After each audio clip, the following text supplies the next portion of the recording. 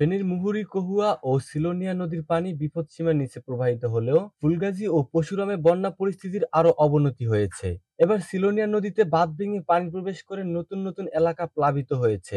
বন্যায় দুই উপজেলায় অন্তত 4,000 পরিবার পানিবন্দী হয়ে আছে। তলিয়ে গেছে ফসলি জমি সহ রাস্তাঘাট ও ঘরবাড়ি। বুধবার ৩রা জুলাই রাত ৮টা পর্যন্ত মুহুরী, কহুয়া ও সিলোনিয়া নদীর বন্যা নিয়ন্ত্রণ বাঁধের মোট ১০টি অংশে ভাঙনের তথ্য পাওয়া গেছে। পানি উন্নয়ন বোর্ডের তথ্য মতে মুহুরী নদীর পানি বিপদসীমার নিচে নামতে শুরু করলেও বেড়িবাঁধের ভাঙা স্থান দিয়ে প্রবেশ করা পানিতে নতুন নতুন এলাকা প্লাবিত হচ্ছে।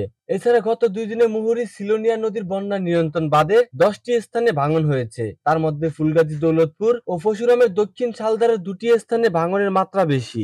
জানা গেছে বাঁধ ভেঙে ফুলগাজী সদর ইউনিয়নে ৮টি, দরবারপুরে ৩টি, আমজাদহাটে ৫টি ও মুন্সিরহাটে ৫টি সহ মোট ২১টি গ্রাম প্লাবিত হয়েছে। এতে ১,৮০০ পরিবার ক্ষতিগ্রস্ত হয়েছে।